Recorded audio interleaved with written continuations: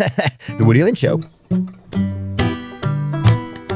Hi, Woody Land Productions. I just finished listening to the podcast about Ernest Saves Christmas.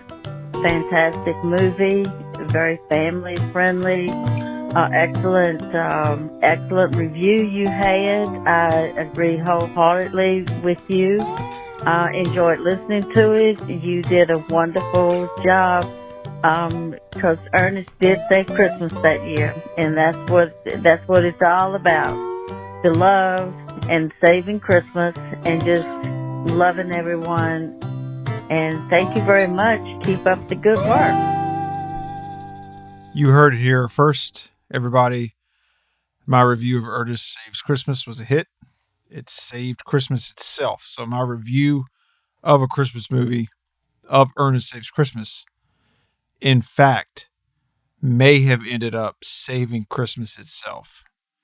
That I'm flattered and humbled and just amazed that one simple review of a movie could start a phenomenon and people start watching Ernest Saves Christmas again, which it should be, everyone. It's not Christmas yet. If you're listening to this before Christmas, you have plenty of time. You have an adequate allotment of time to go watch this good family friendly flick that is great and fun and innocent and gives you Christmas spirit. And if it's after Christmas, then guess what? It's still a good movie, but then you've got so many other Ernest movies that you could be watching and just having a good time and enjoying life. So start with Ernest Saves Christmas now, and then you'll go into Christmas Day and feeling much better. And then after Christmas, January, let's make a resolution. Let's make a resolution together that we're going to go through every month. And once a month, we're going to watch an Ernest movie. I think that's completely obtainable. I think that we can stick with that. I think that us as a show, and I'm including you in on that because you are part of this experiment. You are part of the Woody Land Show. You call in, you listen, and I hear you. And, I think we can do this together. So start with Ernest Saves Christmas now. After this episode, go and watch it. It's free. I think it's on the Roku live channel or Roku. It's free. It's got ads in it every now and again, but so does this podcast, and that's okay. People have to make a living, and that's fine. It's worth watching, everybody. That's my last thing about it. It's not going to be my last thing about it. It's going to be my last thing about it in this episode, but that's all I'm going to say. That's all I'm going to say. Plus, you heard it here first. The hotline's a hit. I'm here to say it. 540-425-0596. That's all you gotta do is call it, leave me a message. You know why? Because I love engaging with everybody. That's the name of the game for me. If you don't engage, then what's the point? That's why I love marketing. That is why I do what I do in marketing, because it's engaging. It gets people's attention, and I like doing that in good ways. Not all the time. All the attention's not good, but in a good way, and people engage with your brand. It is a wonderful feeling. And I'm going to get to that later. I'm going to get to that in the episode. I'm going to drop some marketing stuff in this episode because I'm in a marketing mood. We're waist deep in a brand, not relaunch. Oh, I know. A brand refinement for a client in the area. And I am so excited for this because this is my jam. It includes a mascot, which is my thing. I love it. This is my absolute favorite thing to market. And I'm going to talk about that. I'll talk about that. But first, we have a brand new parody Christmas song that just dropped today. That's it. I was going to wait to record this, but then the song was released today. And I thought about, everybody out there for like a couple days not knowing it exists and then missing out on that lead way to listen to another one of our songs, another one of my songs to put in your Christmas playlist rotation. Okay, so a brand new one just dropped. Okay, and I'm gonna put a little disclaimer. I'm gonna play it here. That's how much I think of everybody listens to this podcast. Of course, I want you to go to Spotify, Apple, or YouTube Music and listen to it and just put it on loop and just listen to it all day long. And I would love that. And, I'll make $3 over the next 10 years from it. So that would be wonderful. But you know what? I love you all so very much. I want you to hear it here with me. I'm going to listen to it. I want you to hear it with me. That's how much I love people that listen to the Woody Land show. And because you're part of this show, you're with me. You're with me right here in my heart. I love you all. But this song is probably the most so far. That's a little Easter egg for you down the road. So far, that matches my personality. This is a mashup. This song is a blend of Halloween and Christmas. That's right. I took two things, oil and water. Took two things. And what do? We mashed them up. I think we were successful. I don't know why I don't have a reason to think that it's not. Now, is it as pop cultural and a phenomenon like the 12 Days of Techmas? I don't know if it has that broad appeal, to be honest with you. Does it have the down home feel of Jingle Bells that just came out? That is such a good little down home song. I don't know that it will have that warm fuzzy feeling. But this on its own, and a Halloween, and for those of you who enjoy Halloween and who enjoy Christmas equally, or one a little bit over the other, but both of them are on your radar, this is the perfect blend, okay? The title is Up in the Graveyard. That's right, folks. Instead of up on the housetop, it's up in the graveyard. And I didn't sing this. I'm not even going to pretend that I sing. You probably already, you could tell when you hear it that this voice did not sing that. However, I was in a writing funny mood, did these songs, found the perfect singer. This guy is amazing. I sent him probably some of the worst lyrics that he has ever laid his eyes on, right? And I found out he is open for Chris Isaac. I mean, that's legitimately open for him, and I've got him singing my parody songs. That think about that, ladies and gentlemen. Think about what you're about to hear. This is an actual singer singing these songs for me. And he was paid to do this, but still he did it for me. Okay, so without further ado, I want you to listen to. Well, I would love for you to listen to Up in the Graveyard, another Christmas classic from the Woody Land show, Woody Land Productions, and Woody's Head. This is what this show's about. Everything that's kind of up in there, me just letting it out for once, right? But I also took all three of the songs, right? So we have three new songs: 12 Days of Techmas, Jingle Bells, and now Up in the Graveyard. I have made them. They're available as singles on all those platforms: Spotify, Apple Music, YouTube Music. Is it YouTube Music? YouTube Music. And then I made them all into an album too. And the album name is called It's a Woody Land Christmas. And then you could listen to that album, and those three songs are in there, and it'll just put you in just a fun, fuzzy Woody Land Christmas mood that you'll just want to drink some hot cocoa or some good decaffeinated coffee late at night, and sit with your little fuzzy slippers on and just listen to these goofy songs and know that some talented singer actually sang these for me. Thank you. Everybody, Up in the Graveyard. Here it is.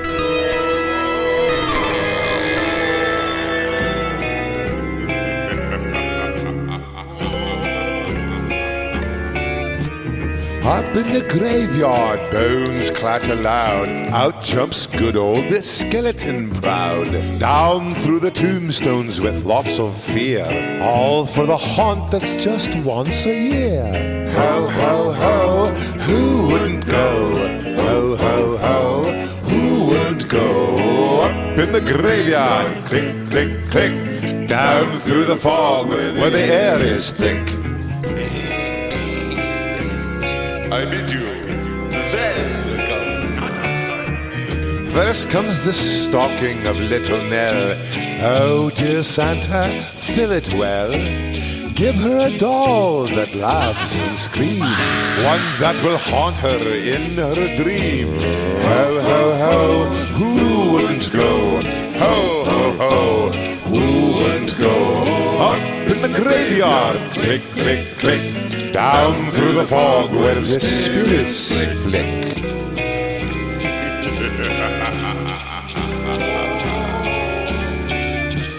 Next comes the stocking of little Will. Oh, just see what a glorious fill. Here is a hammer with lots of spikes to ward off the things that nobody likes. Ho, ho, ho, who wouldn't go? Ho, ho, ho, well, who wouldn't go? Up in the graveyard, click, click, click, down through the fog, so thick, so thick.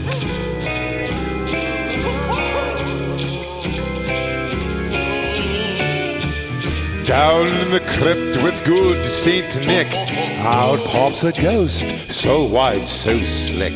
Back up the tombstone and out of sight, now to the underworld and into the night.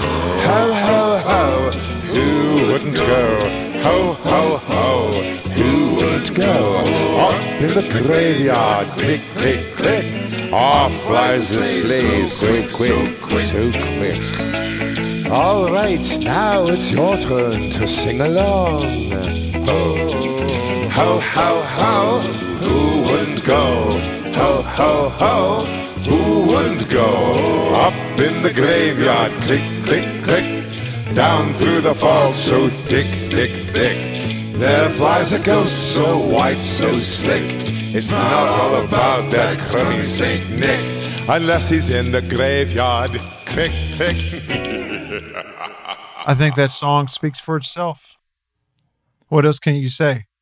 How else do you describe a song that's a perfect blend between Halloween and Christmas? Two opposite holidays, but people love them both. I love them both.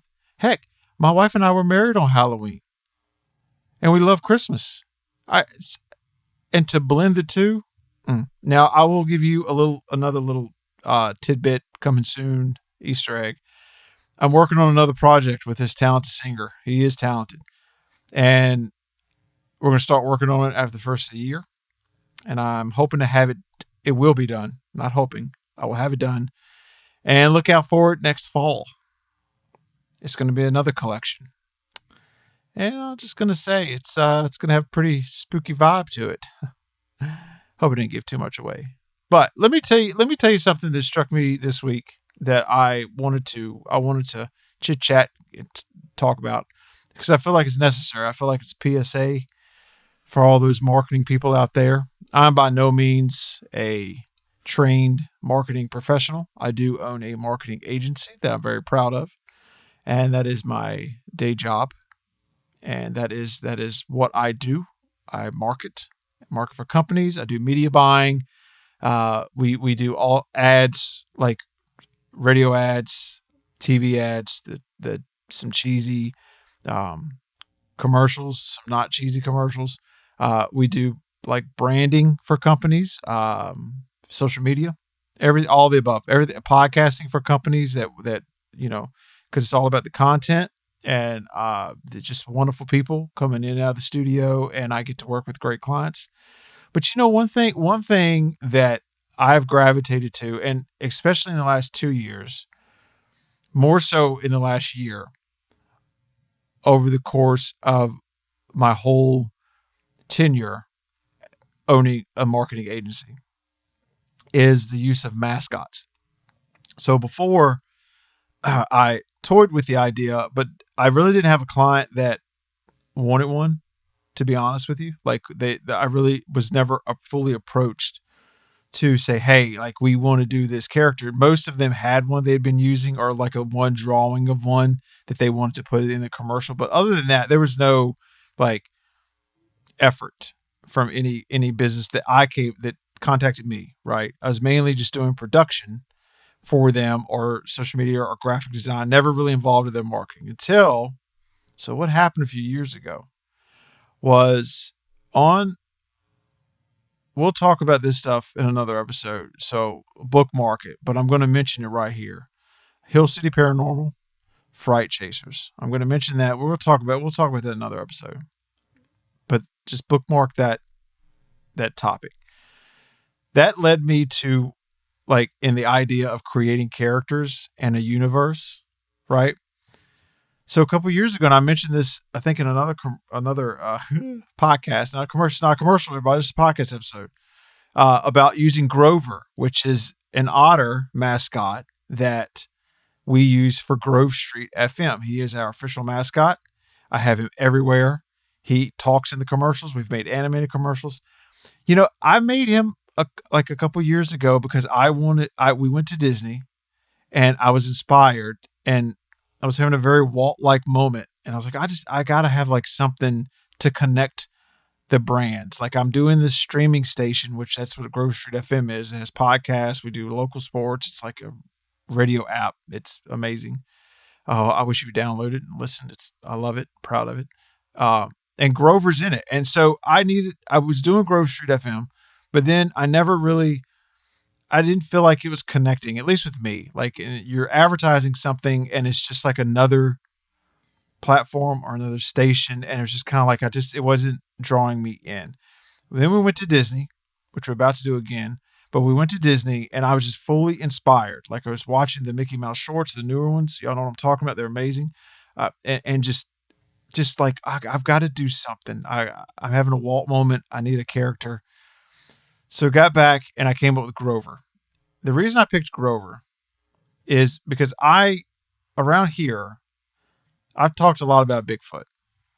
We'll talk about that in another episode too. I got a lot of bookmarks. Got a lot of topics I got to get to on this show. I'm going to write that down. I got to talk about Hill City Paranormal and Bigfoot.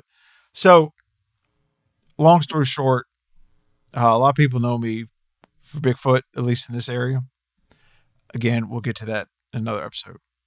But it was always big characters like that, a big character. I wanted to go the opposite direction for this Grove Street FM mascot.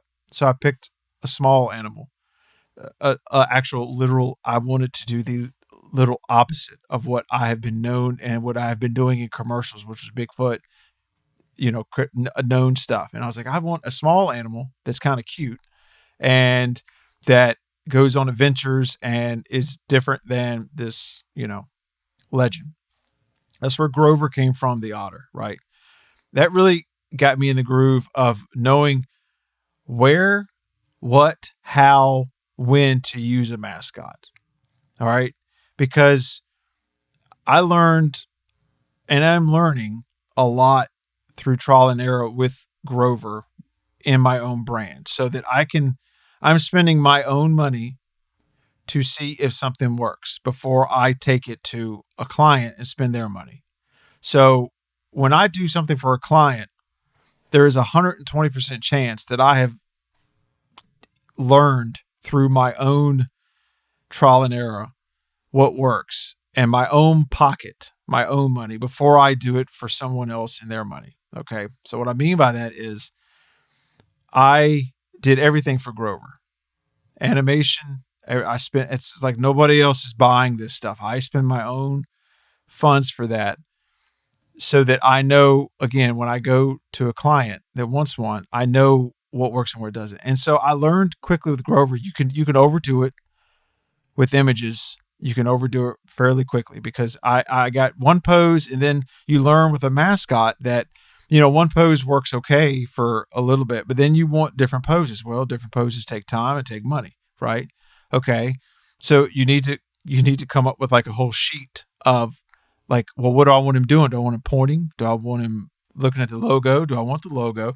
And when you do that, you really do need to make sure you have to pay attention to detail on this because trial and error, I didn't monitor the colors as I should have at first. So my first two versions, he looked a certain way and then we kind of drifted. Then we had to come back. And so it really does help to sit there and look at the big picture. If you're going to implement a mascot for your business, or if you want to contact an agency, then know that there's some things you need to do to be ready to take on a mascot. And so this is not really advice. I'm not giving you advice on this show. It's not what it's about. But it's more like I'm in a mascot mood. And I'm going to tell you why. But I love my Grover, but a mascot doesn't fit everybody, right? It comes with a responsibility. With a great mascot comes a great responsibility. All right. I have found that people really connect with Grover. There are people that talk about him like he exists. He does in my mind, because we've done books for him. I have 6 children's books of Grover. I have audio books of those books available on the website that are over his adventures. Okay. I have a plush of him that I absolutely love the way it came out. He's got his little red earphones on, his blue hoodie. It's perfect. I have him in just about every graphic that has anything to do with Grove Street FM. And that's on purpose, because I need people to connect. They connect with this, they connect with that. It's a circle. Okay. So he's seen everywhere the station is. He's heard in the promos, right? And I feel like he's actually gained traction now and taken Grove Street FM to a level that it wasn't before. We're still growing, but it did grow. And then there are other clients that are wanting the mascot for their branding. And some of them are ours, and we're doing that with some. We have an HVAC company that has a great idea, Breezy. He's a wonderful idea. We're going to even double down on him in 2024. I'm so excited. But then a new client got us to signed us on as an agency, signed me on as an agency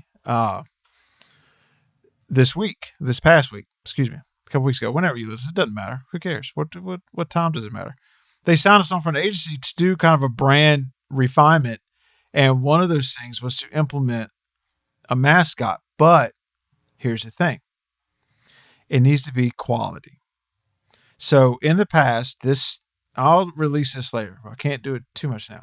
In the past, this segment of business has been known for very, very campy, cheaply done marketing, and not this particular business. I'm talking about this segment. And Matt, when this segment does do mascots, sometimes they don't use the full potential, or they don't put production value to it. So this business did not want to go down that path, but they need a brand refinement. So that's what we're doing for them currently. And we've got a character. I am now building like a brand kit with this character.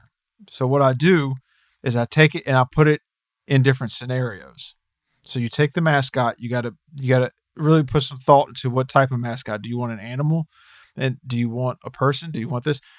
People are weird for me to be mascots. I have a hard time using people because I need something that is kind of universal. And usually animals fall into that because in your business, like you identify with a personality, and usually you kind of know an animal that you fit, right? Like, you know that like, oh, I'm like a whatever, like an otter. I like the radio station was friendly, local, Peaks of Otter, which is around here, all this stuff.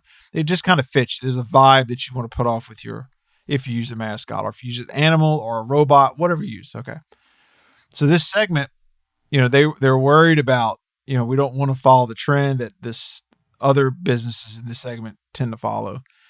So that's one of the things that I'm sitting there making a brand kit for them now. And I'm looking at it and I'm like, man, this fits their business. This mascot, the look, the use of it, the different scenarios, the poses, how can we use him creatively without overdoing it? How can you introduce it to a team of people that will embrace it and not look at it as stupid? Because that's what you don't want to do. If you're going to spend this money, you don't want to take a poster in there and then all the employees just aren't behind it. They need to be behind it and believe in it. And I firmly believe in order for them to do that, it's got to connect with them, but it's got to be well done. Okay. So you don't want to willy-nilly introduce a character and then all of a sudden abandon it because that little character has a life now. You've brought it into the world. Got to nurture it. You're there. You don't want to just ditch him. Okay. So let me break down some rules for using a mascot. And I'm really doing this for myself to help me stay on track. But I cannot wait to release very soon. I'll release this character, and I want to tell you all about it because I'm really excited. And for all the people that are in marketing or own a business or have ever wondered, about a mascot, this might shed some light. And another thing that's making me talk about this is that we're about to go to Disney, and we've got tickets to Jollywood Nights, which is a party at Hollywood Studios, Christmas party, the first year for it at Hollywood Studios. And they introduced a new character there. It's called Ollie. It's a gingerbread man. And I love going to Buc-ee's because of the Bucky. I love a good mascot. That's what I'm saying. So that's why this is important to me. Okay. So if you're a business and you're thinking about it, here's why I would recommend using the mascot. But don't get too hyped up, because then I'm going to tell you why I think you should be careful about it. And it's not for every business. And you may not be in your business journey yet to adequately introduce a mascot. Because, again, if you're going to do it, you got to do it. Okay. So listen, one of the reasons, is guidelines that I like to follow. It brings brand identity and recognition. That's number one. What it does is if you have a powerful logo, that kind of does it on its own. But when you introduce something with eyes that looks, and you can connect to it, people connect to it, it instantly brings a feeling about your brand. Okay. Now, again, every business doesn't need one, right? There are some businesses that just, that they kind of do their thing and whatever, but it brings instant recognition. And with that, it brings an emotional connection. And that's the part I love. That's the part I identify most with a mascot, is the emotional connection, because again, it will resonate differently with different people. I love IPs. I love going to Disney and seeing Mickey Mouse, and I connect with the character, right? Then that in turn connects me with the brand. And then what the brand does, I tend to connect with it. So it's a good circle to have, okay? And from a design and production standpoint, it also gives you marketing and production tools. So for me, it makes it easier to design, right? Now that's saying that you can design the mascot yourself, because it can get really expensive if you need 200 poses and you have all these ideas. But for me, it's really nice because I can do what I want to with him, and I have something to kind of center my graphics and my videos, and I have a focal point where I don't have to rely on filming a person. I don't have to rely on coming up with a blanket idea. I now have a focal point that I can kind of control. That sounds kind of weird, but it makes it easier for me to design. Okay. And it engages the community. So if you have events and you have things, you have banners out, it just brings that engagement. It makes it, if you have actual mascot outfit, kids love it for one. They love taking their pictures with Goofy. I love doing that. Okay. So it hits all the checks for me. All the feel-good stuff, emotional connections. It makes it easier to design marketing promotional tools. It makes engaging, your brand engaging. It makes it recognizable. And it separates you from your competitors. Because a lot of if your competitors, they're probably the same boat you are. It really separates you unless they have a mascot themselves. You're competing mascots. That's what you might not want. So those are the pluses for me.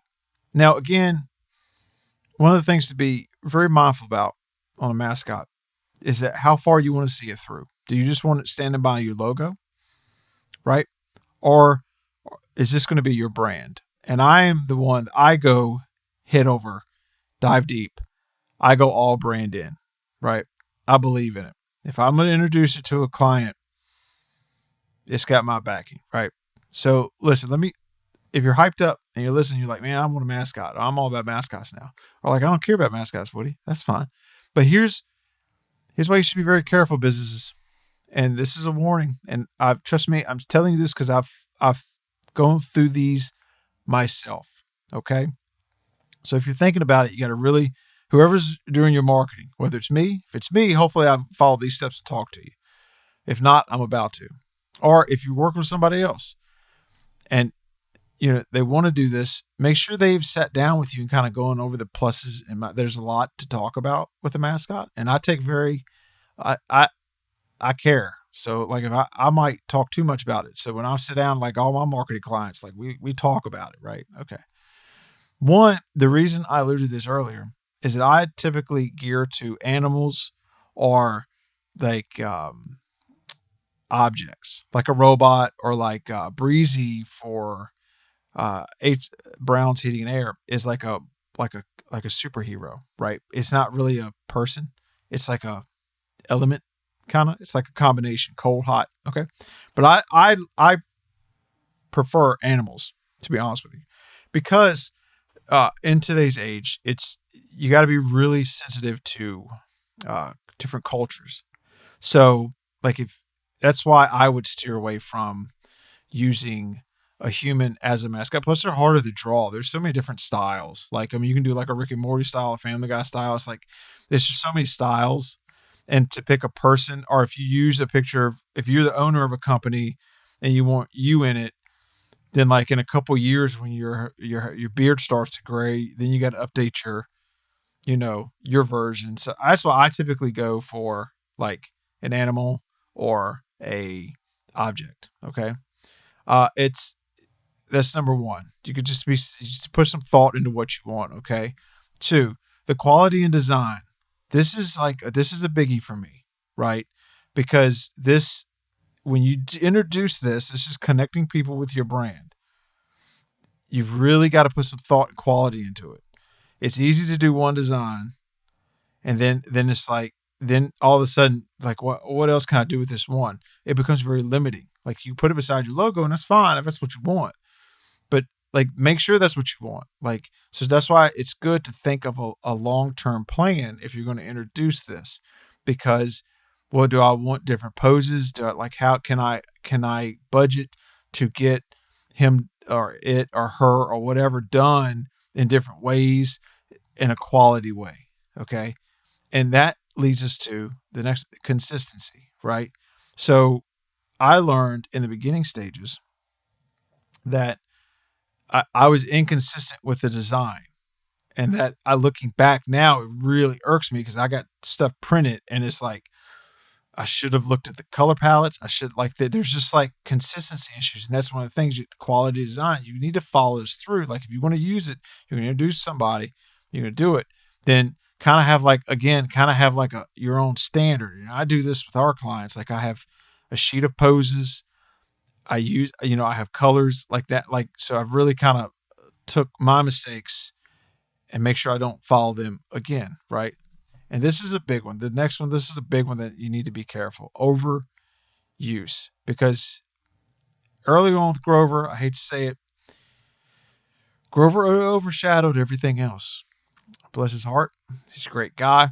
But I put him on every button in the app. I put him on everything. And it was just Grover. And then all of a sudden it's like, well, what are you? Are you a station? Are you an otter farm? Are you so there's a line there. So as much as there is like you're going to use him and get behind him, or your mascot get behind whatever, be careful. Don't overuse it. All right. Now here's another tip though. This is one that's you need to put some thought into. The legal considerations. That's important because we had a client that had implemented a mascot. And when I say implemented, they had purchased the costume and was using the likeness on materials to hand out. Well, when I was kind of brought in, right, say, hey, well, we're using this.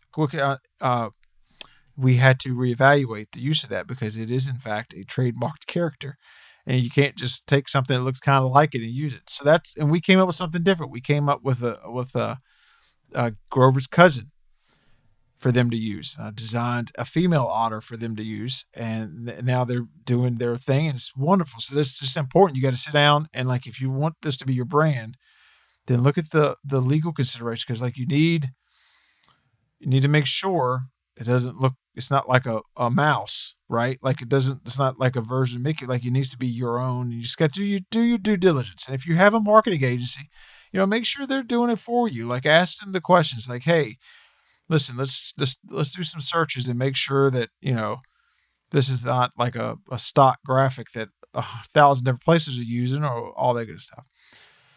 And I hate to say it, but mascots do require maintenance. They really do. Like they need upkeep. They need refreshing every now and again, every couple years, every couple months, every whatever, poses, everything. Like you really do need to kind of have a plan where, because y'all seen them, logos have never changed, and they go through a period of time where they're not cool. They might come back, which is good, but they do require maintenance. Okay. That's important. So this is like a relationship. You can't just introduce a mascot and all of a sudden, like, you just ditch it. We don't want to do that. And lastly, the public perception of your mascot. It's got to align with your business, right? So if you're thinking about it, if you want one, or like you're kind of like marketing wise, like I'm stagnant. Listen, if you want to hire an agency, I think it's great, especially one like me that loves doing mascots. We'll sit down with you and we'll kind of go over everything. But if that's not your deal, you just think it out. That's all I'm saying. All I'm saying. And then, if you have any doubt while you're thinking about it, you should probably go listen to It's a Woody Land Christmas album on Spotify. And what that'll do is you'll think to yourself, man, I love Christmas and I want to go watch Ernest Saves Christmas, and I want to go watch an Ernest movie now and not think about all this business stuff. That's what it'll make you want to do. And that's a wrap, folks.